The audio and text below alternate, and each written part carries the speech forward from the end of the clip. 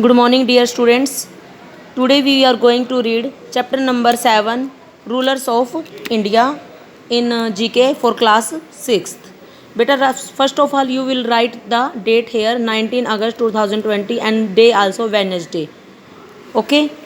Now we start our chapter. India has a long history of being ruled by various kings. India की क्या एक long history है अलग अलग राजाओं की बेटा. Some of them have become immortal in the history for their bravery wisdom और रूल. कुछ जो हैं उनमें कैसे क्या बन गए बेटा, इमोर्टल. क्या बन गए हैं, इमोर्टल. इमोर्टल क्या होते हैं, जिनका नाम हमेशा के लिए क्या हो जाता है बेटा, अमर हो जाता है. इमोर्टल क्या होता है, जिनका नाम हमेशा के लिए क्या हो जाता है, अमर हो जाता है. इन द हिस्ट्री, किस चीज़ के लिए, उनकी बहादुरी के लिए, उनकी बुद्धिमानी के लिए और उन्होंने जो शासन किया है उसके लिए.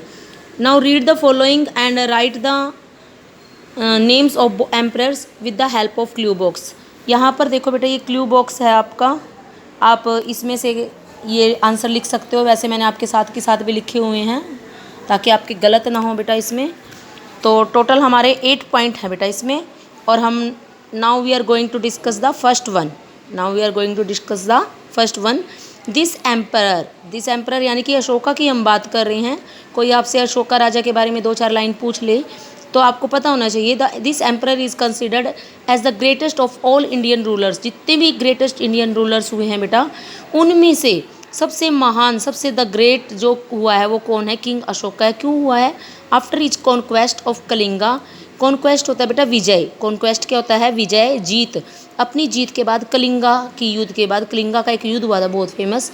ही realised the folly of causing a most mass destruction and he denounced war, embraced and preached Buddhism. जब कलिंगा का युद्ध उसने जीत लिया तो उसने रियलाइज़ किया, फोली होता है मूर्खता. फोली क्या होता है बेटा, मूर्खता. कि उसने जो मास डिस्ट्रक्शन किया, इतने बड़े लेवल पे विनाश किया है, उसके बाद उसने मतलब उस अपनी मूर्खता को समझ लिया कि युद्धों में कुछ भी नहीं रखा है, वॉर्स में. तो इसने इस वर्क को वार को क्या कर दिया बेटा, छोड़ दिया और निराश हो गया उस चीज़ से. और एम्बेरेस कर दिया किसको, एंड प्रीच होता बेटा प्रचार करना, बुद्धिज़्म का, बौद्ध धर्म का अनुयायी बन गया वो. बाद में किस चीज़ का अनुयायी बन गया बेटा, बौद्ध धर्म का. उसका नाम है राजा अशोका. तो आप इसको वैसे भी लर्न करोगे बेटा और बुक के पॉइंट ऑफ व्यू से भी लर्न करोगे.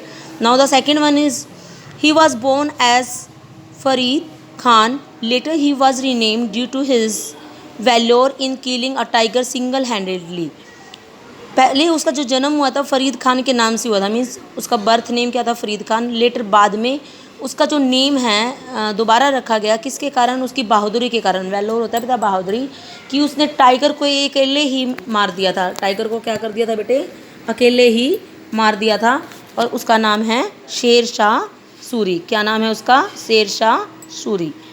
Third one is he was the founder of Maratha empire.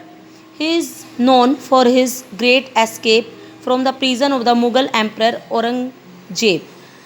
वो फाउंडर मैंने संस्थापक, उस चीज़ का बनाने वाला, मराठा एम्पर, मराठा शिवाजी आपने सुना ही है, रानी लक्ष्मीबाई झांसी की वो भी सुना, ये सब मराठा के थे.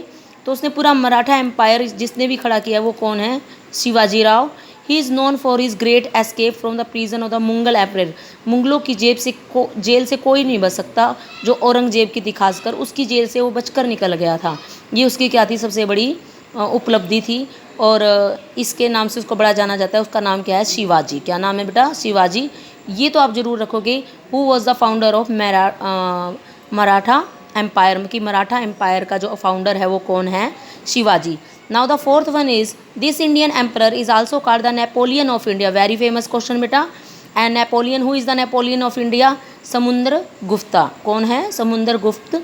हम हिंदी में समुद्र गुप्त बोलेंगे और इंग्लिश में समुद्र गुप्ता. जैसे राम के लिए भगवान श्री राम और इंग्लिश में लॉर्ड रामा, लॉर्ड राम नहीं, लॉर्ड रामा. ऐसी समुद्र गुप्ता. ही was the successor of the Chandragupta one. और ये सक्सेसर था किसका, चंद्रगुप्ता वन का. लेकिन आप इसको बड़े अच्छे से याद रखोगे बेटे कि ये इंडियन एम्परर है, जो ये कौन है, नेपोलियन ऑफ इंडिया है. और इसका नाम क्या है, समुद्र Gupta. Now the fifth one, he was the ruler of Mysore. कौन सी, कहाँ का ये रूलर था, मैसूर का. ही was the first ruler who challenge the British rule in the south. South में इसने चैलेंज किया था ब्रिटिश को, और वो कौन है? हैदर अली। कौन है बेटा? हैदर अली। इसका ये मेन याद रखोगे, he was the ruler of Mysore. This brave king was the, now the sixth one बेटा, this brave king was the last Hindu king of the who ruled Delhi. Very important question, कि हिंदुओं का जो आखिरी राजा था बेटा, जिसने दिल्ली पर शासन किया था, वो कौन था? बहादुर राजा पृथ्वीराज चौहान। आपने सीरियल वगैरह भी देखे होंगे इसके बेटा, नाम सुना ही होगा, पृथ्वीराज चौहान, बड़ा फेमस नेम है। Seventh, he was the only ruler in India who had a navy. He also control the parts of Indonesia. Indonesia के पार्ट्स भी इसने कंट्रोल किए था। Rajendra Chola, Rajendra Chol. Now the eighth one, the national calendar of India is based on the Saka Samvat. ये याद रखना बेटा, Saka era that was founded by this ruler Kanishka. कि जो कैलेंडर आज हम फॉलो कर रहे हैं वो किसके ऊपर बेस है? शक एरा के ऊपर। और वो इसका फाउंडेड कौन है? किसने फाउंड किया था उसको? कनिष्का ने। तो ये हमने 8 पॉइंट्स रीड किए हैं।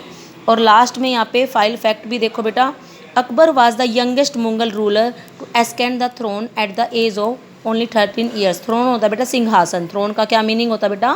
सिंहासन। कि अकबर सबसे यंगेस्ट क्या होता है? सबसे छोटा, सबसे छोटी उम्र का मुगल राजा था जो सिंहासन पर चढ़ा था, आरोहण हुआ था जिसका, जब उसकी एज कितनी थी? 13 ईयर्स। तो ये आपने सारे रूलर्स के नेम पढ़े। जो फर्स्ट था हमारा अशोका किंग, सेकंड क्या था हमारा? शेरशाह सूरी, टाइगर को मारने के लिए फेमस था। नेक्स्ट शिवाजी, मराठा एम्पायर का फाउंडर। नेक्स्ट क्या है? Samudragupta, very important question, Napoleon of India. Next क्या है? हैदर अली, मैसूर का जो शासक था।